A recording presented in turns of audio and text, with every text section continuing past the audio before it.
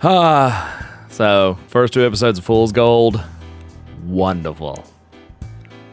Part 3. Let's talk. Okay. Let's go. This video is sponsored by the Deck of Many Animated Spells Kickstarter. Cool. Let's do this. Yes. Sips is staring down Kinora. All right. Now, the smart thing to do after seeing a person who just took down a Tarasque with just their magic Kill them. would to not mess with said Kill person. them. But I never said Sips was a smart monkey. He gets up and slowly starts to walk towards this woman. And in his mind, all you can hear is murder, murder, murder, murder, murder. And you better believe I'm rolling to see if he finally fails his saves against that sleep potion that is still in his system so he can fall unconscious. Because by this point, everyone around the table is chanting, pass out, pass out, pass out. Because if he attacks Kinora, if this turns into a fight, we can't win. It's she the has an army Kamiyamama. of furries, crazy voodoo magic, and the ability to control a Tarasque. Yeah. Ain't nobody messing with that. Sips don't care. Just thought about something. She could control the Tarasque, obviously, because the GM said so. She could totally just tell that Tarasque to wake up and just step on him. Jesus. Though, he's a problematic monkey child with revenge issues. He reaches Kinora despite fighting against the sleep potion. So, funny seeing you. And he chokes her. Murder, murder, murder, murder! What is with our campaign and choking? I don't Sips know. cast lightning bolt right there and then, zapping the living shit out of her. It was very satisfying. And then... he gets knocked out by a guard. Nice. I mean, he just did attack their leader, so... Yes. Then he wakes up. In jail.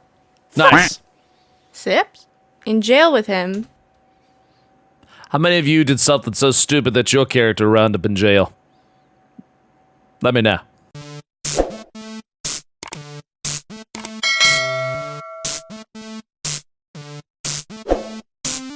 Is an NPC.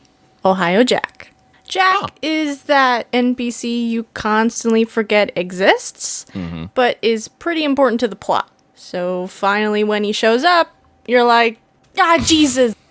Jack is actually the reason we're in Alchemist Quarry, so technically this is his Handsome Jack. fault. Yes. The main plot for Fool's Gold is Jack hired the gang to travel around exploring these ancient ruins. Wait, what? What does that say? Poison River, Hero's Ascent, not for like Gresh's Mountain, Avoid, Glenshire, Brushwick, Fool's Crossing, Rico, Vulgari, Swamp Rods, Brockvar, Racism. Wait, what does that say? Wait, what? Gold is Jack hired the gang to travel around. Oh, Roscoe. I thought that said racism. I was like, the hell? Exploring these ancient ruins that were once inhabited by an ancient race called the Foreclaimers that disappeared over 2,000 let's years go to the ago. town of racism. And our job is to go in there, get information, and these really big crystals. That's the Master like Emerald. big enough to Don't crush tell your Knuckles. grandma with. The group's not too fond of him, and Sips really doesn't like him. Okay. And now they're in jail together. Awesome. So apparently they threw him in jail because they think Jack released the Tarasque because he was at the scene of the karaoke. Wait. So you're telling me you released the Tarasque? Yeah. While singing karaoke? Yeah. I should be surprised, but I really am not. No. So wait, how did you end up in jail then? Tried to electrocute the leader lady. Witch. Electrocution execution. Yeah, that's not great. No. Sure felt great. Hey, Sips, psst, over here. Gothy and Arena find Sips through a prison window and try to help him escape. I ain't going anywhere. I gotta murder a witch. Doctor. Well, then what do we do? Go get Sneeze. You mean Sneeze, An NPC that is super important to the story. The same Sneeze that is your loyal companion in Sips' plotline and growth as a character. The same Sneeze that you have not mentioned in any episode so far. Yeah. Yeah. And bring the giant mech dragon. The mech dragon? You also mean the giant mechanized dragon that we found in an ancient ruin? Yeah. All that crap. Look, it's really hard to explain a D&D campaign when you start in the frickin' middle, okay? I feel that.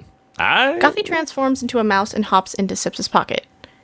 He and Jack are taken to the interrogation room where they meet face to face with Kinora. Remember to keep composed, Sips. I am super composed. He sits with super composure. So, let's start over with less murdering and have a civil conversation. Great. Do you know why my city is inhabited by anthropomorphic creatures? I don't know. You held this really rad furry convention and they just never left? No. So, pretty much, this is how it works. She explains that she would grab random individuals and do essentially what she did to Sips to them. So, cutting off their hand, splicing them with another creature. The creature eventually takes over, and when the process is over, they lose their memory and become part of Kinora's creepy voodoo-controlled army. See? That's terrible and metal AF. Not gonna lie. Metal AF. Respect. Told you there was a reason they were furries. Yeah, it's not great. Sips is kind of the unique case because he's the first animal she's done this to. The interrogation goes on, some snarky comments back and forth with Sips and Kinora, then Sips tells her about releasing the Tarasque. Wait. So you're telling me you released the Tarasque? You think you cast the 700-foot permanent dead magic in my city? Or no thing can happen. Not my finest moment? Didn't really expect it over karaoke. Kinora laughs in Sips' face and goes, "You can't cast magic." What? You're just a simple stupid monkey. Excuse me? Oh. I added some parts to you, yes, but nothing that would make you cast magic. You're literally just a monkey with an exotic hand attachment. What the heck are you talking about? Of course I can cast magic. I sure as heck shocked the garbage right out of you with a lightning bolt of magic. How do you explain that? Huh? That's true. Weather. Can I go now? Shut up. Look. Yeah. Why don't we stop talking nonsense and you listen to my offer? I will answer any questions you have. I mean, I have a feeling you don't remember everything that happened that night, do you? What does that mean? What does that mean? I'll tell you everything if you agree to allow me to experiment a little bit, maybe even add some things. I mean, I can teach you how to deal with your curse. You can become quite powerful. Okay, so Sips can learn about everything. Right. He can probably reverse things, control wild magic, the curse, heck, become even more powerful. This is an opportunity. Okay. Sips leans in close to Kinora. Go to hell. Oh. And he casts lightning bolt at her. And it goes wild.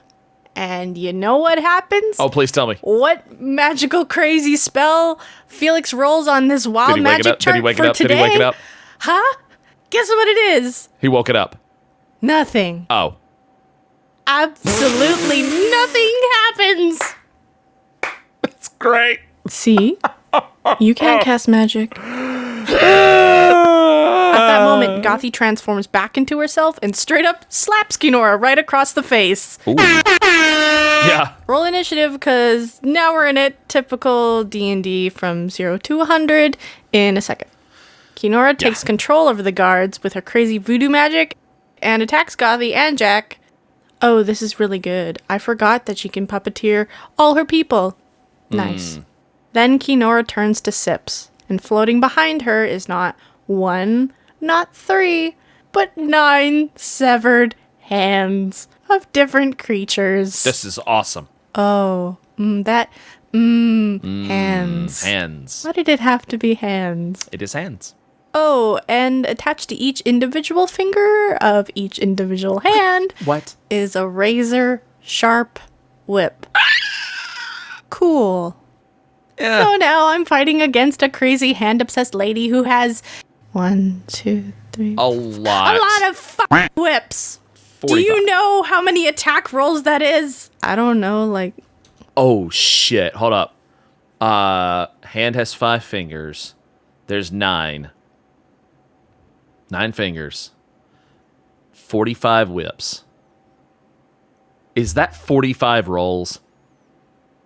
Is that literally 45 rolls? Holy shit!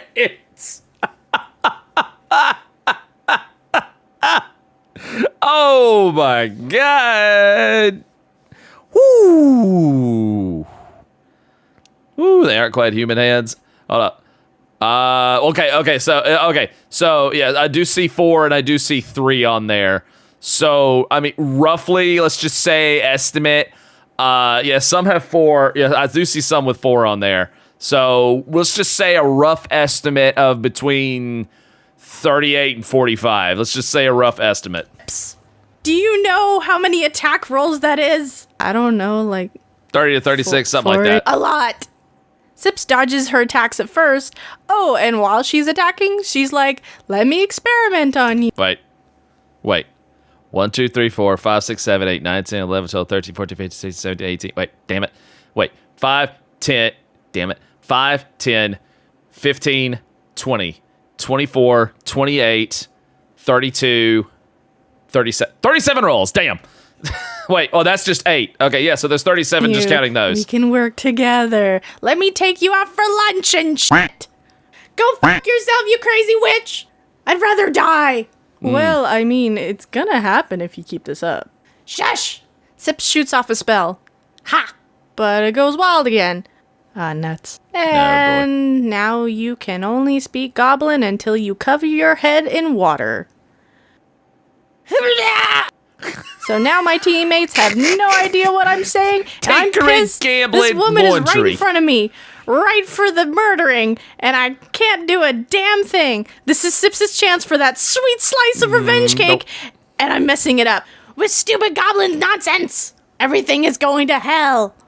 So, you know, typical D&D session. I can't decide if I want my first character to do wild magic or barbarian or monk. I'm conflicted. I'm so freaking conflicted. Then Gothy whistles, and bursting through the door is a large shark. Hound. Jawbone. Gothy's familiar. Oh. Jawbone is pretty much of a dog and a shark had a baby, a murdering amphibious teeth machine baby that also breathes fire. I love it. Homebrew. So now, just in the small interrogation room, we got a big fire-breathing biting machine, possessed guards, Gothy, a very soiled, scared Jack, a very pissed-off Sips, and a lady with hands. A lot of hands. Not great. Then Sips feels a twinge in his right crocodile arm, and it starts to move on its own as it's being controlled by Kinora. Oh. She then uses her voodoo possession magic to cause Sips' arm to cast a burst of wild magic. Felix rolls for the chart, and he goes, oh, okay. 'Cause that's always really good to hear. Sips, you feel this energy being ripped from your arm without your control, and you see Kinora in front of you, and then you don't, as she is gone. Just like that. Apparently, when she cast the wild magic through Sips' arm, the magic triggered was she stopped time for 5 minutes. And then she just straight up peaced out. Bruh. Sips? Oh, and your curse grows by 5%, so you're at 35% now. Oh no! Yeah. It gets worse!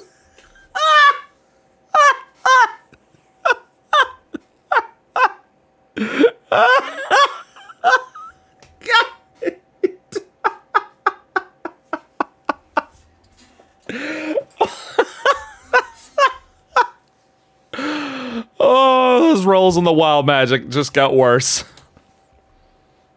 Motherfucker!